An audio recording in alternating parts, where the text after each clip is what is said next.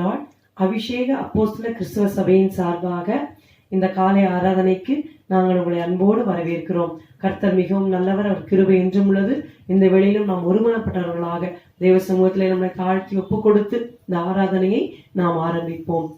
அன்பின் பிதாவே, நாங்கள் உண்மை நன்றியுள்ளதைத்தோடு துதிக்கிறோம், ஸ்தோத்தரிக்கிறோம். அப்பா, நீர் மிகவும் நல்லவர், உம்முடைய கிருபை என்றும் உள்ளது. ஆண்டவரே இயேசுவே, கர்த்தாவே, மட்டுமாக எங்களை கைவிடாமல் ஆண்டவரே இந்த ஜூலை மாதத்தின் 3வது கர்த்தருடைய நாள் வரைக்கும் நடத்தி கொண்டு வந்தீரே, உமக்கு நன்றி நன்றி நன்றி நன்றி அப்பா. இயேசுவே, உமக்கு ஸ்தோத்திரம் ஸ்தோத்திரம் ஸ்தோத்திரம் ஸ்தோத்திரம் ஸ்தோத்திரம். வருஷத்தின் நடுவிலே உடைய கிரியை உயிர்ப்பிக்கிற தேவன் ஆண்டவரே இயேசுவே, கர்த்தாவே, இந்த ஆராதனையின் மூலமாக, பாடல்கள் மூலமாக, வசனத்தின் மூலமாக அடியார்களின் அப்பா நம்பிக்கையை நீர் உயிர்ப்பித்து ஆண்டவரே இயேசுவே, உடைய சமூகத்திலே அடியார்களை கிட்ட இழுத்துக் கொள்ளும்படியாய் ஜெபிக்கிறோம் அப்பா. ஆம் கர்த்தாவே இயேசுவே, நீரே எங்களுடைய வாஞ்சியப்பா. பரலோகத்தில் உண்மை இல்லாமல் எனக்கு வேறு யார் உண்டு, பூலோகத்தில் உண்மை தவிர எனக்கு வேற விருப்பமில்லை என்ற வசனத்தின்படி ஆண்டவரே இயேசுவே, உண்மை தவிர எங்களுக்கு வேற விருப்பம் வேண்டாம் ஆண்டவரே. நீரே எங்களுடைய வாஞ்சை, நீரே எங்களுடைய நோக்கம், நீரே எங்களுடைய விருப்பம். உம்மண்டையிலே எங்களை சேர்த்து கொள்ளும் ஆண்டவரே. எந்த ஒரு காரியம் உண்மையும் எங்களையும் பிரித்து விடாதபடி ஆண்டவரே அப்பா இயேசுவே, அப்பா உம்மண்டையிலே எங்களை சேர்த்து கொள்ளுவீராக. நன்றி நன்றி நன்றி நன்றி நன்றி அப்பா. உடைய கரத்துல எங்களை தாழ்த்தி ஒப்புக் கொடுக்கிறோம். ஒரு முறை கூட இயேசுவே, உடைய பரிசுத்த இரத்தத்தினாலே அடியாளையும் அடியார்களையும் கழுவி சுத்தம் செய்யும். தேவ சமூகத்திலே கிட்டி நெருங்கி சேரவும் ஆண்டவரே, உடைய முகத்தை தரிசிக்கவும், உடைய வார்த்தைகளை கேட்டு உணர்வடையும் எங்களுக்கு வேண்டிய கிருபையை தருவீராக. ஆசீர்வதியும். உடைய நாமத்திற்கே மகிமையை செலுத்துகிறோம், இயேசுவின் நாமத்தில் பிதாவே, ஆமேன் ஆமேன். முதலாவதாக மகிழ்வோம் இயேசுவில் மகிழ்வோம் என்ற பாடலை நாம் மகிழ்ச்சியோடு பாடுவோம். இது ஒரு மகிமையை பற்றிய பாடல். தேவன் நமக்கு இந்த பூமியிலே ஆசீர்வாதங்களை தருகிறவர் மட்டுமல்ல, மகிமையின் நம்பிக்கையை நமக்கு தந்திருக்கிறார். ஹல்லேலூயா. We rejoice for the glory which is going to come. Let us sing with joy. மகிழ்வோம் இயேசுவில் மகிழ்வோம். பரன் மகிமையை உற்றுமே கண்டுமே மகிழ்வோம். மகிழ்வோம் இயேசுவில் மகிழ்வோம், பரன் மகிமை ஊற்றுமே மகிழ்வோம். மகிழ்வோம் இயேசுவில் மகிழ்வோம், பரன் மகிமை ஊற்றுமே மகிழ்வோம். மகிழ்வோம் மகிழ்வோம் மகிழ்வோம், மகிமையில் மகிழ. மகிழ்வோம் மகிழ்வோம் மகிழ்வோம், மகிமையில் மகிழ. மகிழ்வோம் இயேசுவில் மகிழ்வோம், பரன் மகிமை ஊற்றுமே மகிழ்வோம். வானில் யாவரும் மகிழ, இயேசுவாரும் என்றுமே பகர. மாறுவோர்க்கொரு சிகரம், மனதார தற்பரன் அருள. மகிமை கனவும் மகிமையில் மிகவும் மகிழ. மகிமை கனவும் மகிமையில் மிகவும் மகிழ. மகிழ்வோம் இயேசுவில் மகிழ்வோம், பரன் மகிமை ஊற்றுமே மகிழ்வோம். சுத்த ஜீவியமுடைய தேவபுத்திர துலங்கிடவே, சர்வ சிருஷ்டிகளுடைய மாகர்மங்கள் அன்றகல. மகிழும் தினமும் மகிபரின் தினமும் வரவே. மகிழும் தினமும் மகிபரின் தினமும் வரவே. மகிழ்வோம் இயேசுவில் மகிழ்வோம், பரன் மகிமை ஊற்றுமே மகிழ்வோம். வானம் பூமியும் அகல, நவவானம் பூவுமே நிகழ. சாபம் பாவமும் சகல, கடும் ரோகம் ஓடியே மறைய. சுகமோ ஜெயமோ சகலரும் சுகித்து மகிழ. சுகமோ ஜெயமோ சகல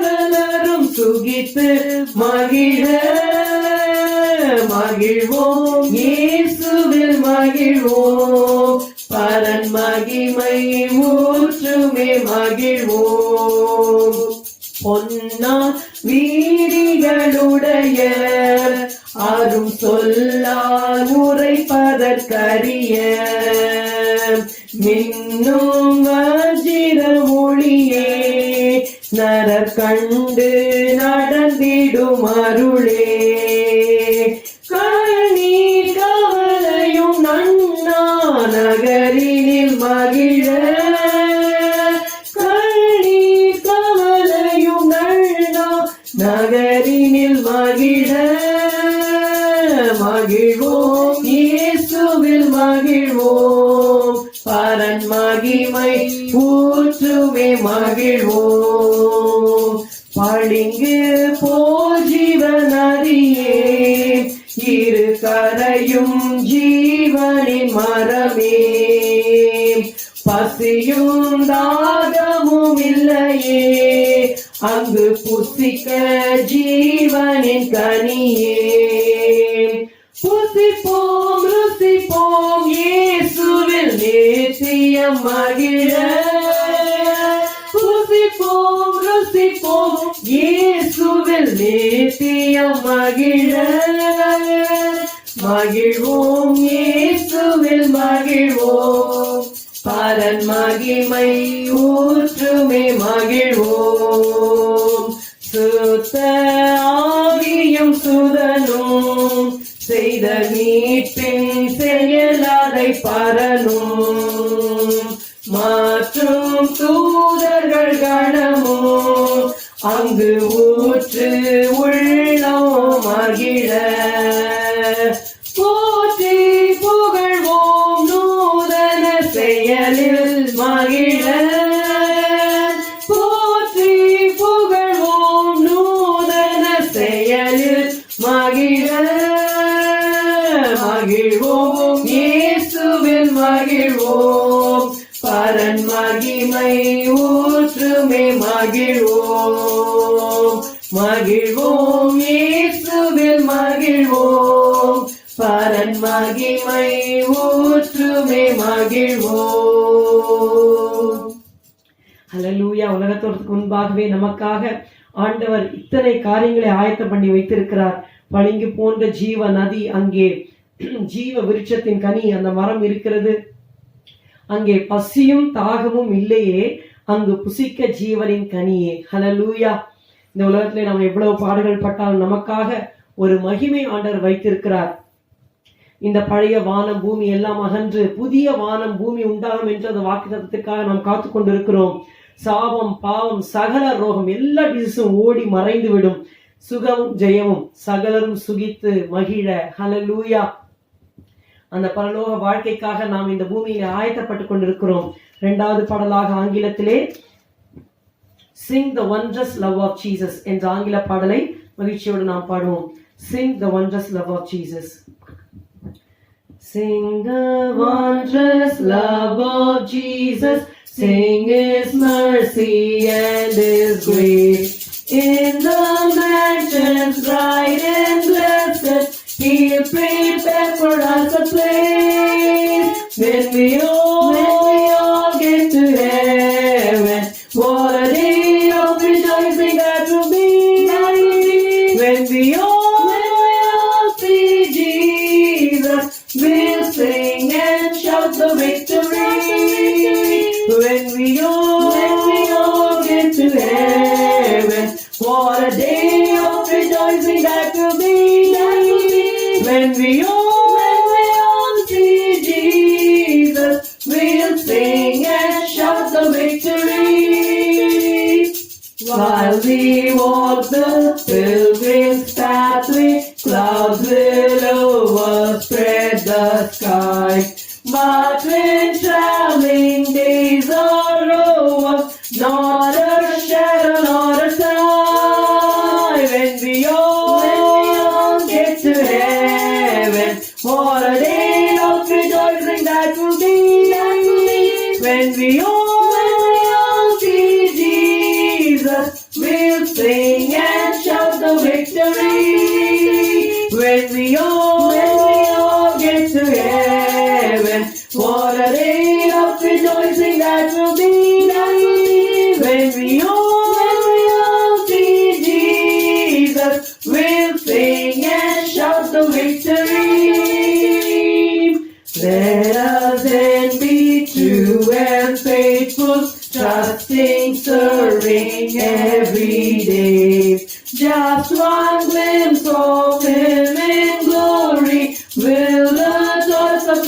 say when we all get to heaven.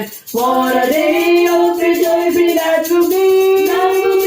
When we all see Jesus, we'll sing and shout the victory. When we all get to heaven, what a day of rejoicing that will be. When we all see Jesus, we'll sing and shout the victory. On the tune of Christ before us, soon His beauty we'll behold. Soon the pearly gates will open, we shall tread the gates of gold. When we all get to heaven, what a day of rejoicing that will be. When we all see Jesus, we'll sing and shout the victory. When we all get to heaven, what a day of rejoicing that will be. When we all see Jesus, we'll sing and shout the victory. Hallelujah. இந்த பரதேசியை போல் இந்த pilgrim பாத்வேல நாம் செல்லும் பொழுது அந்த வானத்தை அந்த clear ஸ்கையை சில மேகங்கள் மறைக்கலாம். ஆனால் நாம் டிராவல் பண்ணி இந்த யாத்திரை செய்து முடிக்கும் பொழுது நமக்கு ஒரு பெருமூச்சும் வராது. நாம் அந்த ஜெயத்தை கொண்டாடுவோம். மட்டுமல்ல, ஒவ்வொரு நாளும் let us then be true and faithful, trusting, serving every day. ஒவ்வொரு நாளும் உண்மையாக நாம் தேவனுக்கு ஊழியம் செய்வோம். Just one glimpse of Him in glory will all the toils of love repay. மகிமையிலே அவருடைய முகத்தை தரிசிக்கிற அந்த ஒரு தரிசனம், ஒரு முறை அவருடைய முகத்தை பார்த்து விட்டால் இந்த பூமியை நாம் படுகிற எல்லா அன்பின் பிரயாசங்களுக்கும் அதுவே நமக்கு ஒரு பலனாக, ரிவார்டாக அமையும். ஹல்லேலூயா. மூன்றாவதாக நாம் பழைய ஒரு தமிழ் பாடல் பரலோக ராஜ்யவாசி என்ற பாடலை நாம் கருத்தாக நாம் பாடுவோம். ஒவ்வொரு அர்த்தம், ஒவ்வொரு ஸ்டான்ஸாவும் மிக முக்கியமானது. நாம் அதை உணர்ந்து பாடலாம். பரலோக ராஜ்யவாசி. பரலோக ராஜ்யவாசி, பரமேசுவின் மெய் விசுவாசி, புவியாத்திரை செய் பரதேசி, பரன் பாதம் நீ மிக நேசி. பரலோக ராஜ்யவாசி, பரன் பாதம் நீ மிக நேசி. Love the feet of the Lord Jesus. இது புவி யாத்திரை செய் பரதேசி என்று நாம் பாடுகிறோம். ஆபிரகாம் ஈசாக்குடன் தொடர்ந்து பாடுவோம். ஆபிரகாம் ஈசாக்குடனே ஆதி பிதாக்கள் யாவருமே. ஆபிரகாம் ஈசாக்குடனே ஆதி பிதாக்கள் யாவருமே. தேவனுண்டாக்கினவே ஸ்தலமே, தேடியே நாடிய செல்வனரே, அந்நியரே பரதேசிகளே. பரலோக ராஜ்யவாசி, பரமேசுவின் மெய் விசுவாசி, புவியாத்திரை செய் பரதேசி, பரன் பாதம் நீ மிக நேசி. பரலோக ராஜ்யவாசி. நீங்கள் மறுபடியும் அந்த முதல் பேரா நம்ம திரும்பவும் நம்ம பாடுவோம். ஆபிரகாம் ஈசாக்குடனே ஆதி பிதாக்கள் யாவருமே, தேவன் உண்டாக்கின மெய்ஸ்தலமே, தேடியே நாடியே சென்றனே. முதல்ல இருந்து நாம ஃபர்ஸ்ட்ல இருந்து இந்த பாடலை நாம பாடுவோம், கருத்தாக பாடுவோம். மிகவும் நம்முடைய ஆத்மாவுக்கு ஆசீர்வாதமான ஒரு பாடல், ஒரு ஆவிக்குரிய பாடல். மகிழ்ச்சியோட, ஜபத்தோட, கருத்தோட நாம் இந்த பாடலை முதலிலிருந்து பாடுவோம். பரலோக ராஜ்யவாசி, பரமேசுவின் மெய் விசுவாசி, புவியாத்திரை செய் பரதேசி, பரன் பாதம் நீ மிக நேசி.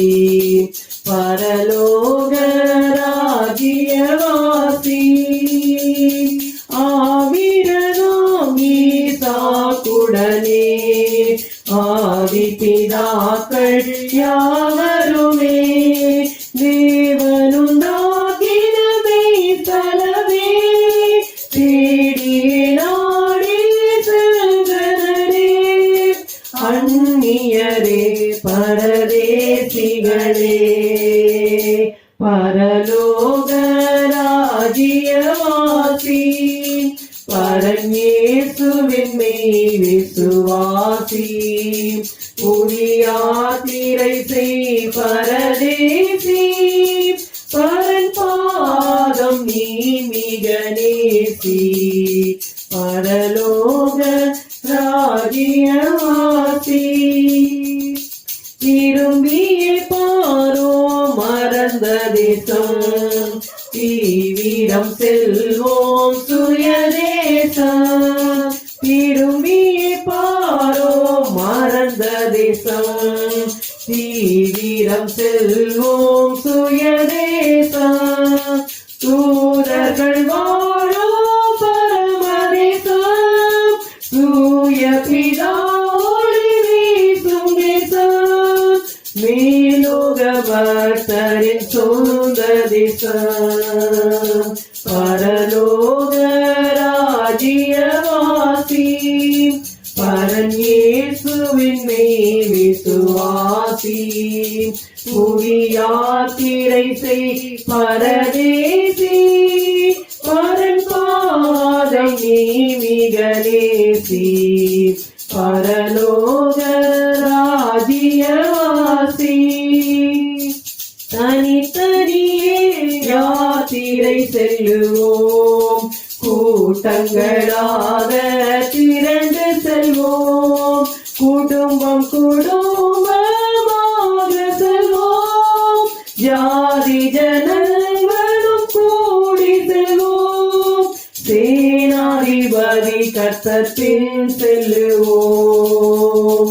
பரலோக ராஜ்யவாசி.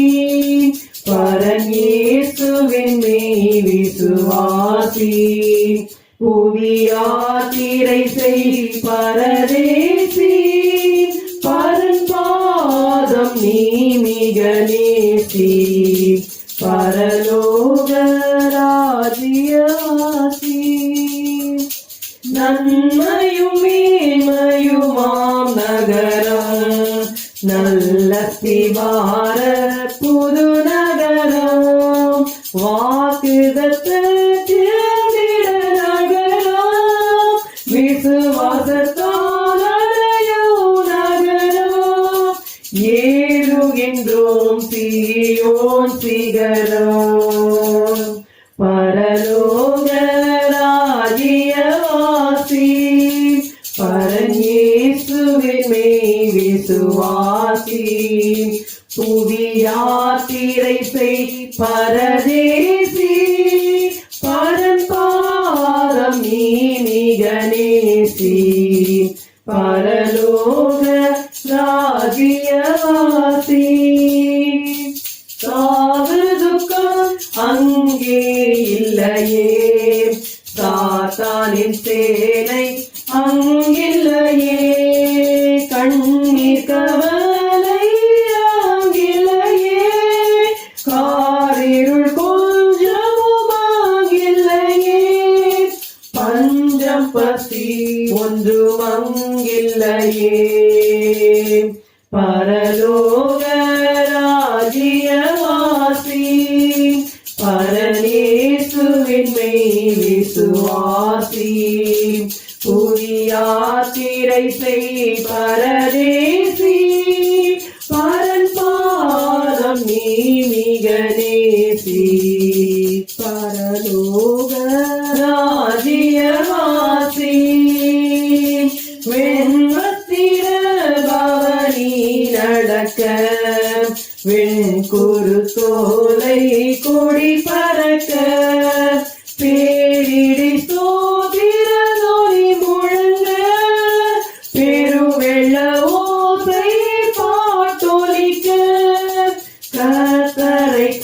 காண்போம் கண்ஜொலிக்க பரலோக ராஜ்யவாசி பரன் இயேசுவின் மேல் விசுவாசி புவியாத்திரை செய் பரதேசி பரன் பாதம் நீ மிக நேசி பரலோக ராஜ்யவாசி பொன் பொருள் வேண்டாம் இயேசு போதும் மண்ணாசை வேண்டாம் இயேசு போதும் பாவமே வேண்டாம் இயேசு போதும் லோகமே வேண்டாம் இயேசு போதும் ஆத்தும ரட்சகர் இயேசு போதும் பரலோக ராஜ்யவாசி பரன் இயேசுவின் மேல் விசுவாசி புவியாத்திரை செய் பரதேசி பரன் பாதம் நீ மிக நேசி பரலோக ராஜ்யவாசி நம்பிக்கை பொங்க பாடிடுவேன் நல்மனசாட்சி நாடிடுவேன் ஏத்தரையாத்திரை கடந்திடுவேன் அக்கரை சேர்ந்து வாழ்ந்திடுவேன் அந்த தினம் என்று கண்டிடுவேன் பரலோக ராஜ்யவாசி பரன் இயேசுவின் மேல் விசுவாசி புவியாத்திரை செய் பரதேசி பரன் பாதம் நீ மிக நேசி பரலோக ராஜ்யவாசி. ஹல்லேலூயா. சிறிது நேரம் கர்த்தரை நன்றியோடு துதிப்போம். இந்த உலகத்திலே கோடான கோடி ஜனங்கள், billions of people live in this earth, but only a few have the hope of this glory. ஹல்லேலூயா. எத்தனையோ கோடி ஜனங்கள் இந்த பூமியிலே வாழ்ந்தாலும் அநேகர் பிறக்கிறார்கள், மரிக்கிறார்கள். ஓ, அப்படிப்பட்ட இந்த உலகத்திலே அநேகர் இருந்தாலும் சிலருக்குத்தான் அந்த மகிமை நம்பிக்கை ஆண்டவர் கொடுத்திருக்கிறார். ஹல்லேலூயா. அழைக்கப்பட்டவர்கள் அநேகர், ஆனால் தெரிந்து கொள்ளப்பட்டவர்களோ சிலர். அந்த சிலரிலே கர்த்தர் நம்மை கிருபையா ரட்சித்திருக்கிறாரே, அதற்காக நன்றி நன்றி நன்றி. இயேசுவே நன்றி செலுத்துகிறோம், நன்றி செலுத்துகிறோம், நன்றி செலுத்துகிறோம், நன்றி செலுத்துகிறோம் அப்பா. உம்மை துதிக்கிறோம் துதிக்கிறோம் துதிக்கிறோம் துதிக்கிறோம். ஹல்லேலூயா ஹல்லேலூயா ஹல்லேலூயா ஹல்லேலூயா. நன்றி அப்பா, நன்றி ஆண்டவரே. இயேசுவே, இந்த மகிமை நம்பிக்கை எங்களுக்குள்ளாக நீ தந்ததற்காக உமக்கு நாங்கள் நன்றி செலுத்துகிறோம், நன்றி செலுத்துகிறோம், நன்றி செலுத்துகிறோம். உலகம் எல்லாம் கலங்கி கொண்டிருக்கிற வேளையிலே, அடுத்து என்ன நடக்குமோ என்று பயப்படுகிற வேளையிலே ஆண்டவரே, எங்களுக்கு கர்த்தாவே இயேசுவே நீர் இருக்கிறீரப்பா.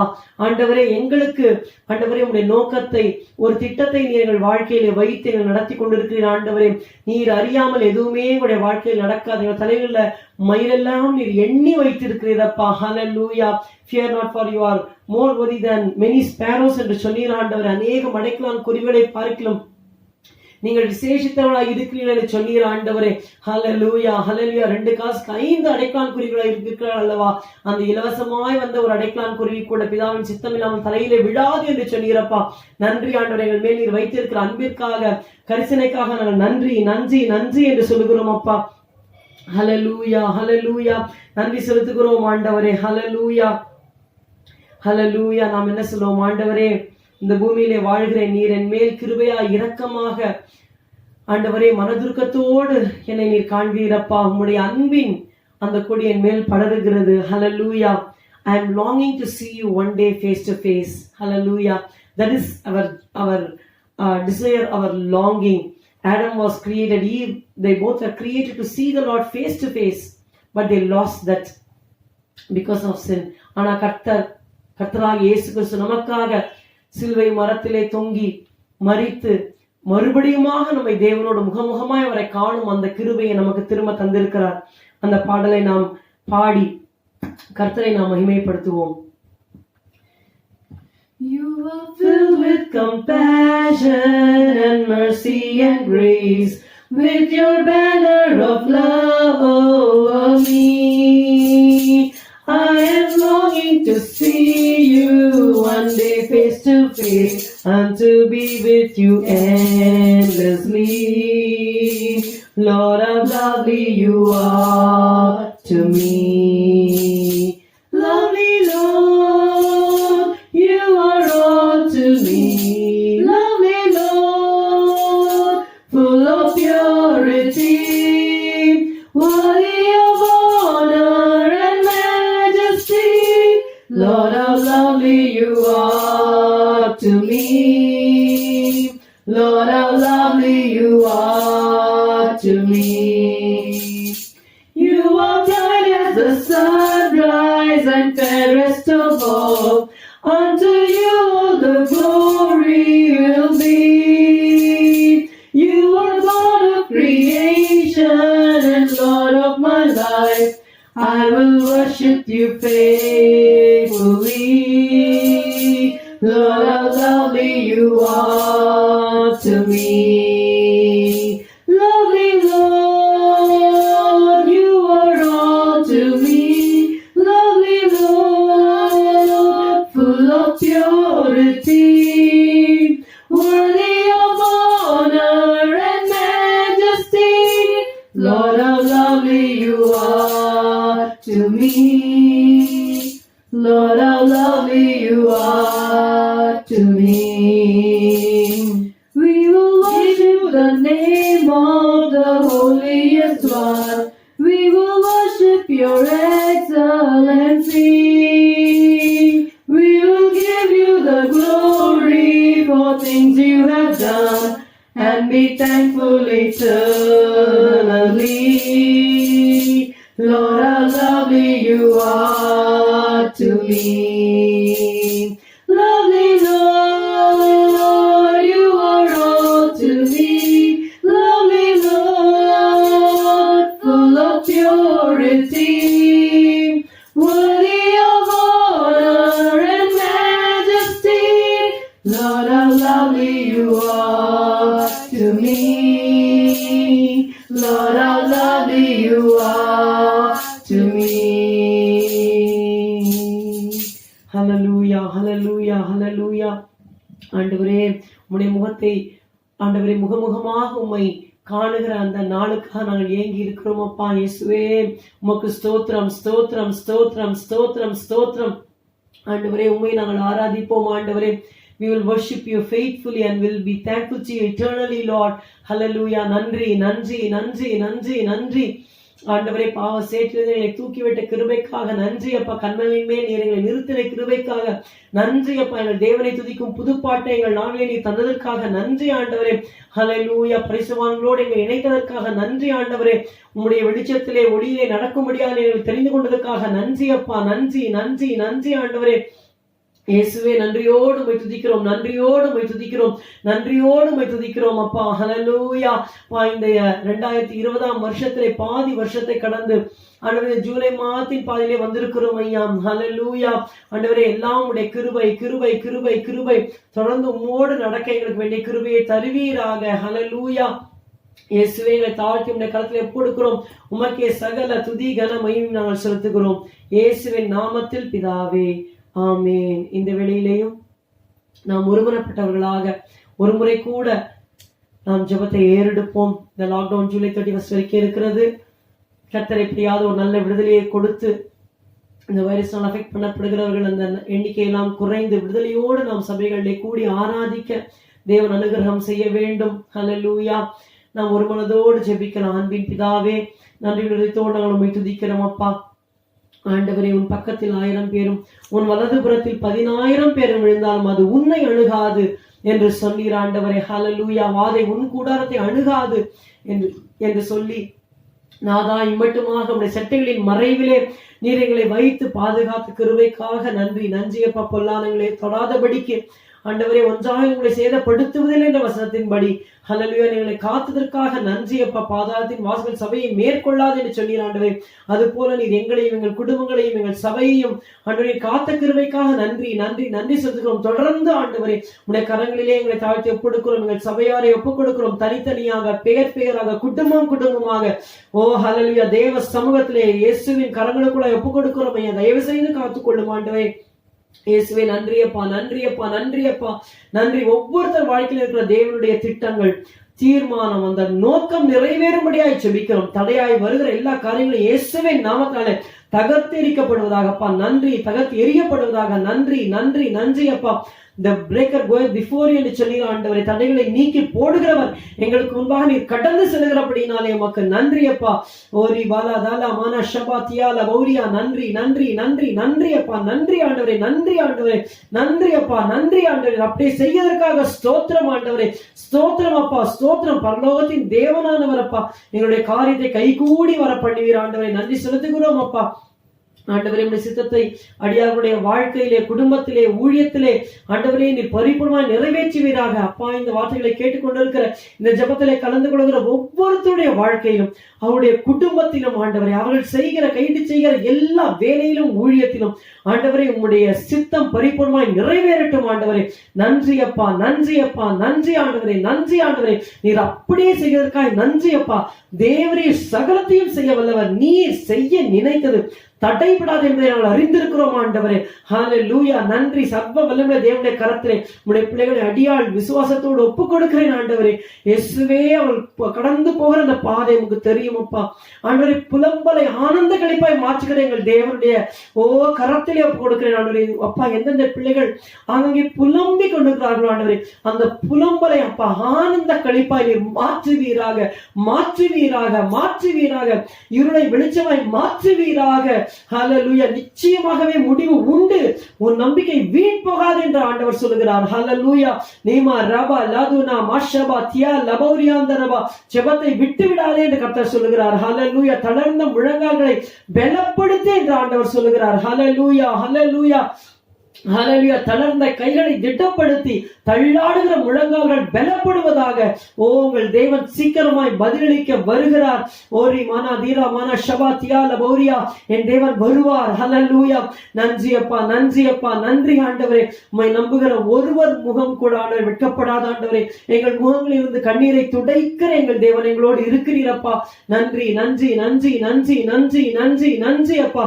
நன்றி ஆண்டவரே. சர்வ வல்லமையுள்ள தேவனுடைய கரத்தில் எங்களை தாழ்த்தி படைக்கிறோம் தாழ்த்தி படைக்கிறோம் ஐயா. எங்களுக்காக எழுந்தெழுகிறவர். ஹல்லேலூயா நன்றி அப்பா. எங்கள் சத்துருக்களை எல்லாம் சிதறடிக்கிறவர்.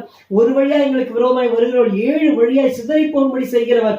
உமக்கு நாங்கள் மகிமையை செலுத்துகிறோம் மகிமையை செலுத்துகிறோம். எங்களை தாழ்த்தி படைக்கிறோம். நாம் மகிமைப்படுவதாக. இயேசுவின் நாமத்தில் ஜெபிக்கிறோம் பிதாவே. ஆமென் ஆமென். அமர் 1 நாளாகமம் 4ஆம் அதிகாரம் 10ஆம் வசனம். யாபேஸ் இஸ்ரவேலின் தேவனை நோக்கி, தேவரீர் என்னை ஆசீர்வதித்து என் எல்லையை பெரிதாக்கி உமது கரம் என்னோடு இருந்து தீங்கு என்னை துக்கப்படுத்தாதபடிக்கு அதற்கு என்னை விலக்கி காத்துள்ளும் என்று வேண்டிக் கொண்டான். அவன் வேண்டிக் கொண்டதை தேவன் அருளினார். இந்த வசனத்தையே நாம் சில வாரங்கள் நாம் தியானித்துக் கொண்டு வருகிறோம். இதன் 3வது குறிப்பு செல்லலாம் என்றால் மறுபடியுமா கர்த்தர் எனக்கு அந்த தேவரீர் என்னை ஆசீர்வதித்து அந்த பாயிண்ட்லயே ஆண்டவர் எனக்கு மறுபடியுமாக வசனங்கள் கொடுத்து கொண்டே இருந்தார். அதையே உங்களோடு நான் பகிர்ந்து கொள்ள வாஞ்சிக்கிறேன். தேவரீர் என்னை ஆசீர்வதித்து என்று யாபேஸ் ஜெபித்தார். ஓ that thou wouldst bless me indeed. இப்ப தேவன் யாபேஸ் ஆசீர்வதித்தார். சகோதரர் மத்தியிலே அவர் கனம் பெற்றவராக காணப்பட்டார். நாம் இப்போதுமே புதிய ஏற்பாட்டுல என்ன சொல்லுவோம்? எபிரேயர் 12:1-2 சொல்லும் பொழுது இயேசுவை நோக்கி நமக்கு நியமித்திருக்கிற ஓட்டத்திலே பொறுமையோட ஓடக்கடவோம். இது நமக்கு எல்லாருக்கும் மனப்பாடமா நமக்கு தெரியும். அந்த 2 வசனங்கள் இயேசுவை தான் நாம் நோக்க வேண்டும். எத்தனையோ சாட்சிகள் இருக்கிறது, ஆனால் இயேசுவை நோக்க வேண்டும் என்று சொல்லி நாம் பார்க்கிறோம். ஆனாலும் கர்த்தர் அந்த விசுவாச பட்டியல் முழுக்க கொடுத்திருக்கிறார். எபிரேயர் 11ஆம் அதிகாரத்திலே அதிலே எல்லாரையும் கொடுத்திருந்தாலும் பழைய ஏற்பாட்டில் ஒரு முக்கியமான சில வசனங்கள் இருக்கிறது. ஏசாயாவின் புஸ்தகம் 51ஆம் அதிகாரம் முதல் 2 வசனங்களை நான் வாசிக்கிறேன். ஏசாயாவின் புஸ்தகம் 51ஆம் அதிகாரம் முதல் 2 வசனங்கள். நீதியை பின்பற்றி கர்த்தரை தேடுகிற நீங்கள் எனக்கு செவி கொடுங்கள். நீங்கள் வெட்டி எடுக்கப்பட்ட கன்மலையையும் நீங்கள் தோண்டி எடுக்கப்பட்ட துறவின் குழியையும் நோக்கி பாருங்கள். உங்கள் தகப்பனாகிய ஆபிரகாமையும் உங்களை பெற்ற சாராளையும் நோக்கி பாருங்கள். அவன் ஒருவனாய் இருக்கையில் நான் அவனை அழைத்து அவனை ஆசீர்வதித்து அவனை பெருக பண்ணினேன். மிக முக்கியமான வசனம். கர்த்தரே சொல்லுகிறார், நான் ஆபிரகாமை ஆசீர்வதித்தேன். அவர் என்ன சொல்லுகிறார்? உங்கள் தகப்பனாகிய ஆபிரகாமையும் உங்களை பெற்ற சாராளையும் நோக்கி பாருங்கள். Look unto them and learn certain things ன்னு சொல்றார். அவன் ஒருவனாய் இருக்கையில் நான் அவனை அழைத்து அவனை ஆசீர்வதித்து அவனை பெருக பண்ணினேன். கர்த்தர் சொல்றார், நான் ஆபிரகாமை ஆசீர்வதிச்சேன்னு சொல்றார். பாருங்க, ஆதியாகமம் 12:2-3 நமக்கு அந்த வசனங்கள் தெரியும். கர்த்தர் சொல்லுகிறார், நீ உன் ஜனத்தையும் உன் இனத்தையும் தேசத்தையும் விட்டு புறப்பட்டு போ, நான் உன்னை ஆசீர்வதித்து உன்னை பெரிய ஜாதியாக்கி உன் பேரை பெருமைப்படுத்துவேன், நீ ஆசீர்வாதமாய் இருப்பாய், உன்னை ஆசீர்வதிக்கிறவர்களை நான் ஆசீர்வதிப்பேன், சபிக்கிறவனை சபிப்பேன் என்று சொல்லுகிறார். அதே போல ஆதியாகமம் 22:17 என்ன சொல்லுகிறார்? நீ என் சொல்லுக்கு கீழ்ப்படிந்து உன் சுதன் என் ஏக சுதன் என்று நீ பாராமல் எனக்காக நீ ஒப்பு கொடுத்தபடியினாலே நான் உன்னை ஆசீர்வதிக்கவே ஆசீர்வதித்து பெருகவே பெருக பண்ணுவேன் என்று சொல்லுகிறார். அதை அவர் செய்தாரா? ஆம், செய்தார். அதுக்கு சாட்சியாக நீங்கள் பார்ப்பீர்களா என்றால் ஆதியாகமம் 24 முதல் வசனத்திலே ஆண்டவர் எழுதி வைத்திருக்கிறார். 24:1 வாசிக்கிறேன். ஜெனசிஸ் 24:1.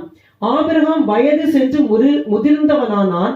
கர்த்தர் ஆபிரகாமை சகல காரியங்களிலும் ஆசீர்வதித்து வந்தார். We see the word blessed. God blessed him in all things. அதே அவருடைய வீட்டில் மூத்த ஊழியக்காரனாய் இருந்தவரும் சொல்லுகிறார். ஆதியாகமம் 24:35 அதே அதிகாரம் 35 வசனம் கவனிங்கள். கர்த்தர் என் எஜமானை மிகவும் ஆசீர்வதித்திருக்கிறார். அவர் சாட்சி சொல்றாரு. அவர் சீமானாய் இருக்கிறார். கர்த்தர் அவருக்கு ஆடு மாடுகளையும் வெள்ளியையும் பொன்னையும் வேலைக்காரர்களையும் ஒட்டகங்களையும் கழுதைகளையும் கொடுத்திருக்கிறார்.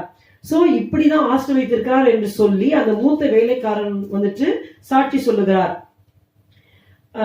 நாம் இதே கர்த்தர் ஆசீர்வதித்தேன்னு சொல்லும் பொழுது எனக்கு கர்த்தர் கொடுத்த குறிப்பு என்னவென்றால், நோக்கி பாருங்கள் என்று ஆண்டவர் சொன்னாரே ஆபிரகாமை குறித்து. எதை நாம் பார்க்க வேண்டும் என்றால், எபிரேயரிலே நாம் வாசிக்கிறோம் 11ஆம் அதிகாரத்திலே நாம் அநேக விசுவாசி வீரர்கள் ஒவ்வொன்றாக ஆண்டவர் ஆபேல் முதல் கொண்டு சொல்லிக்கொண்டே போகிறார். ஆனா எல்லாருக்கும் ஒரு வசனம் 2 வசனம் தான் இருக்கும். ஆனா ஆபிரகாம் சாராவுக்கு மாத்திரம், விசேஷமாக ஆபிரகாமுக்கு 8ஆம் வசனத்திலிருந்து 19ஆம் வசனம் வரைக்கும் ஒரு மேஜர் போர்ஷனை ஏப்ரஹாமுக்கு ஒதுக்கி சொல்லி தரார். சரிங்களா? அதுல முக்கியமா சொல்கிறார் 16ஆம் வசனத்துல, I take this as a key verse for our passage. அதையல்ல அதிலும் மேன்மையான பரமதேசத்திலேயே விரும்பினார்கள். எபிரேயர் 11:16. Hebrews 11:16. ஆகையால் தேவன் அவர்களுடைய தேவன் எண்ணப்பட வெட்கப்படுகிறதில்லை, அவர்களுக்கு ஒரு நகரத்தை ஆயத்தம் பண்ணினாரே. God is not ashamed to call himself as their God. I am the God of Abraham என்று ஆண்டவர் அழைக்க அவர் வெட்கப்படல.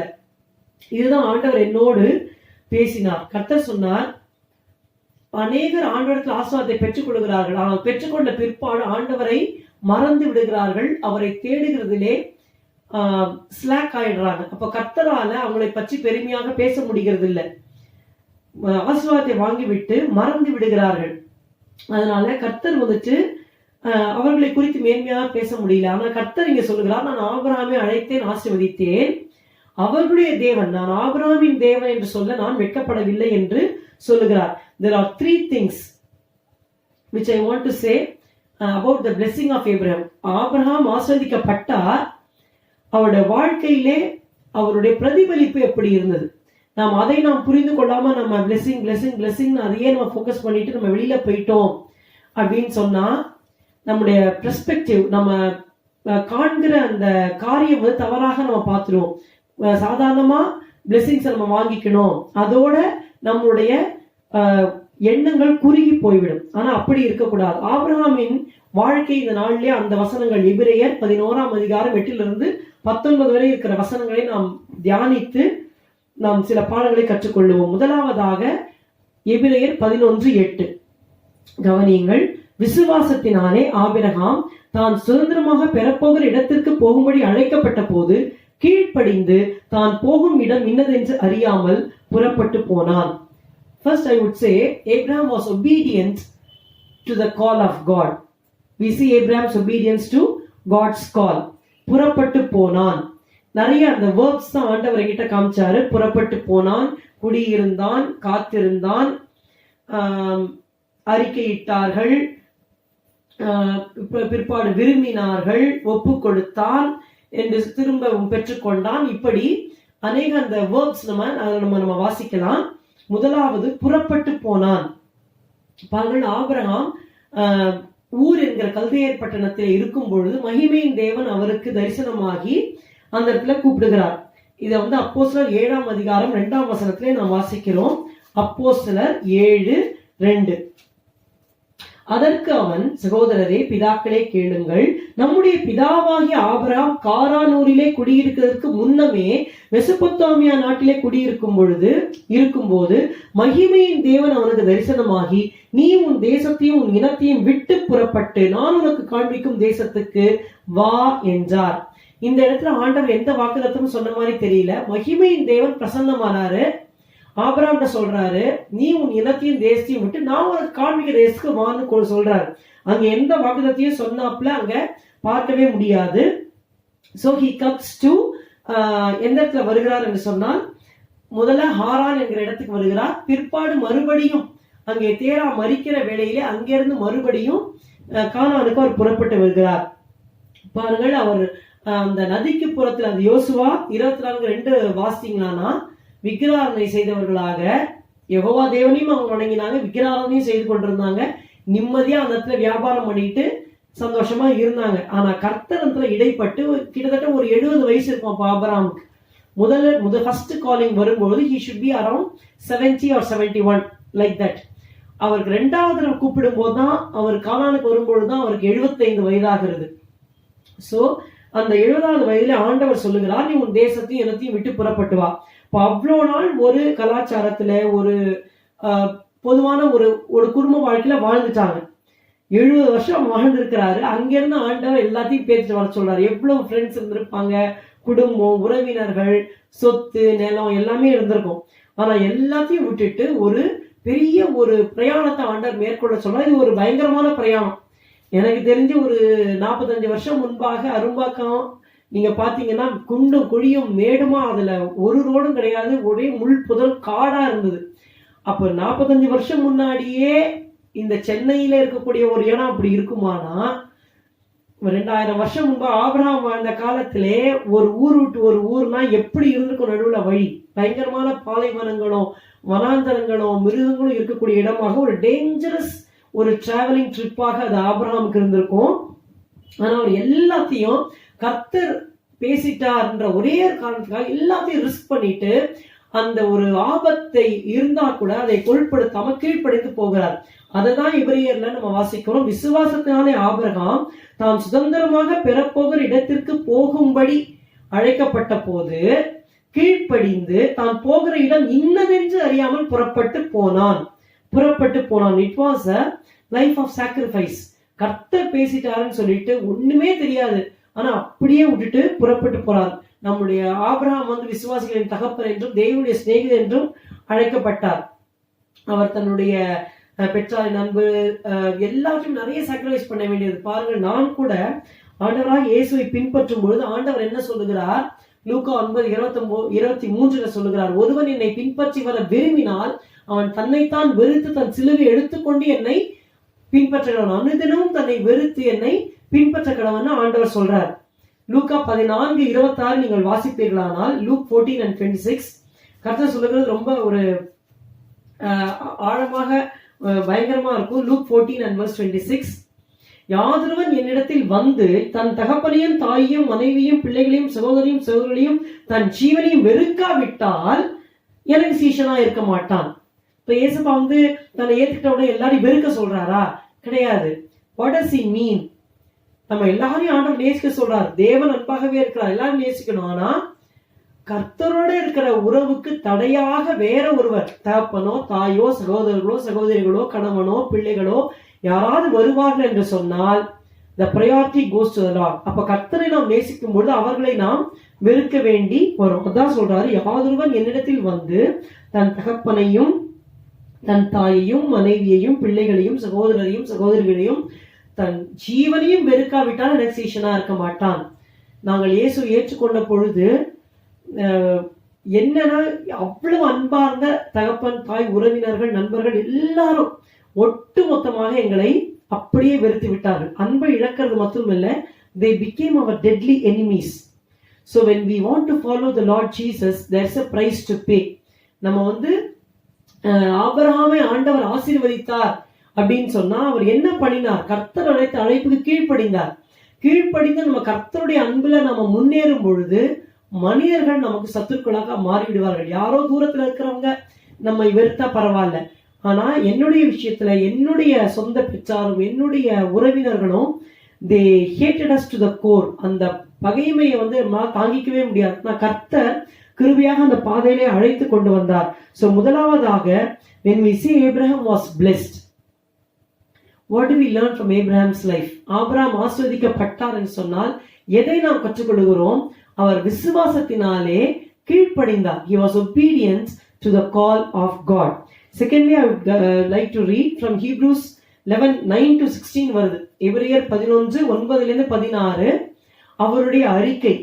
He had an outstanding confession. First, he was obedient to the call of God. Second thing is he had an outstanding confession. அது வந்து நம்ம 11ஆம் அதிகாரம் எபிரேயர் 9-16 வரைக்கும் இருக்கிறது. ஒரு முறை நான் வாசித்து விடுகிறேன். விசுவாசத்தில் நீங்களும் தயவு செய்து உங்கள் வேதத்தை நீங்க ஃபாலோ பண்ணுங்க. எபிரேயர் 11:9-16. விசுவாசத்தினாலே அவன் வாக்கு தத்தம் பண்ணப்பட்ட தேசத்திலே, இங்கதான் பார்க்கிறோம் the land was promised. அப்ப எப்போ நீங்க கேட்கலாம், I will explain to you later. முதல்ல அழைக்கும் போது அந்த தேசத்தை அவர் வாக்கு பண்ணல, சாதாரணமா கூப்பிடுறாரு. ஆனா இங்க பார்க்கிறோம் விசுவாசத்தினாலே அவன் வாக்கு தத்தம் பண்ணப்பட்ட தேசத்திலே பரதேசியை போல சஞ்சரித்து அந்த வாக்கு தத்தத்திற்கு உடன் சுதந்திரராகிய ஈசாக்கோடும் யாக்கோபோடும் கூடாரங்களிலே குடியிருந்தான். பாருங்க, he dwelt there. அடுத்தது, ஏனெனில் தேவன் தாமே கட்டி உண்டாக்கின அஸ்திபாரங்கள் நகரத்துக்கு அவன் காத்திருந்தான். he waited, காத்திருந்தான். கீழே போகிறேன், 13ஆம் வசனம் வாசிக்கிறேன். இவர்கள் எல்லாரும் வாக்குத்தத்தம் பண்ணப்பட்டவைகளை அடையாமல் தூரத்திலே அவைகளை கண்டு நம்பி அணைத்து கொண்டு பூமியின் மேல் தங்களை அந்நியரும் பரதேசிகளும் என்று அறிக்கையிட்டு விசுவாசத்தோட மரித்தார்கள், அறிக்கையிட்டார்கள். 14ஆம் வசனம், இப்படி அறிக்கையிடுகிறவர்கள் சுயதேசை நாடி போகிறோம் என்று தெரியப்படுத்துகிறார்கள். 15th verse, தாங்கள் விட்டு வந்த தேசத்தை நினைத்தார்களானால் அதற்கு திரும்பி போவதற்கு சமயம் கிடைத்திருக்குமே. 16, அதையல்ல அதிலும் மேன்மையான பரம தேசத்தை ஏன் விரும்பினார்கள்? ஆகையால் தேவன் அவருடைய தேவன் என்னப்பட வெட்கப்படுகிறதில்லை, அவர்களுக்கு ஒரு நகரத்தை ஆயத்தம் பண்ணினாரே. இங்க ஸ்டெப் பை ஸ்டெப் ஆண்டவர் சொல்லிக்கிட்டே போறாரு.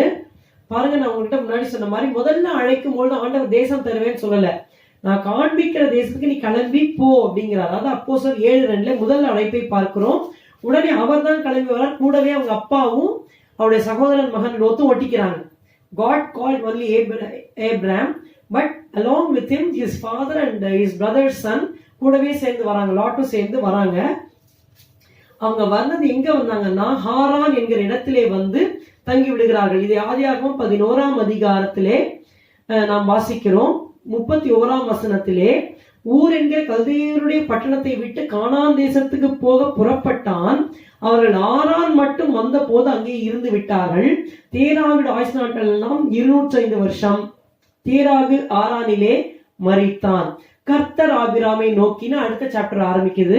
நீ உன் தேசத்தையும் உன் இனத்தையும் உன் தகப்பனுடைய வீட்டையும் விட்டு புறப்பட்டு நான் காண்பிக்கும் தேசத்துக்கு போ என்று ஆண்டவர் 2வது முறை ஆபிரகாமை அழைக்கிறார். அந்த 2வது முறை அழைக்கும் போதுதான் சொல்றாரு, வாக்குத்தத்தம் சொல்றாரு, நான் உன்னை பெரிய ஜாதியாக்கி உன்னை ஆசீர்வதித்து உன் பேரை பெருமைப்படுத்தி நீ ஆசீர்வாதமா இருப்பாய். சாராய்க்கு பிள்ளை இல்ல, ஆபிரகாம் சாராய்க்கு பிள்ளை இல்ல, அவன் மலடியாக இருக்கிறாள். சோ இந்த இடத்துல 2வது தடவை அழைக்கும் போதுதான் சொல்றாரு, நான் உன்னை பெரிய ஜாதியாக்குவேன், I will give you a seed and inheritance சொல்றாரு. அந்த ஒரு ஜெனரேஷனை கொடுக்கிறேன் ஆண்டவர்.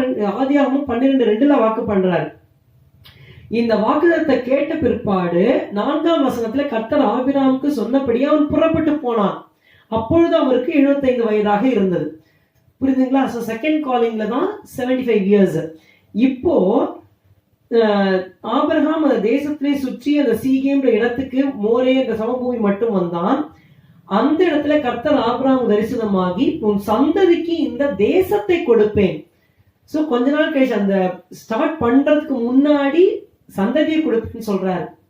ஸ்டார்ட் பண்ணி வந்து சேர்ந்ததுக்கு அப்புறம் அந்த ப்ராமிஸ் இன்க்ரீஸ் ஆகுது. இந்த தேசத்தை கொடுப்பேன்னு ஆண்டவர் வந்து ஆதியாகமம் 12:7 கானான் தேசத்தை வாக்குத்தத்தம் பண்றாரு. அதான் நம்ம பின்னாடி வாசிக்கிறோம், வாக்குத்தத்தம் பண்ணப்பட்ட தேசம் என்று சொல்லி. ஆனா அப்போஸ்தலர் 7:5 வாசித்தீங்கன்னா அந்த தேசத்திலே ஒரு அடி நிலத்தை ஆண்டவர் கொடுப்பதற்கு முன்பாக என்று நாம் வாசிக்கிறோம். அது மிகவும் ஒரு அழகாக இருக்கும்.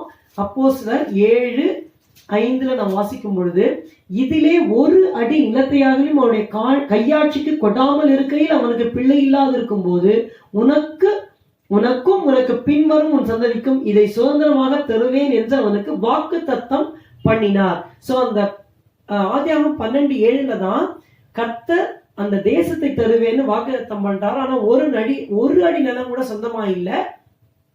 அந்த சாராயை அடக்கம் பண்ணும் போதுதான் அந்த மக்பேலா குகையை ஆபிரகாம் முழு காசையும் கொடுத்து அவர் வாங்குகிறார். பாருங்க, இந்த இடத்துல நாம் பார்க்கிறோம், அவர் ஒரு பரதேசியை போல சஞ்சரித்தார். ஆபிரகாம் பரதேசி கிடையாது.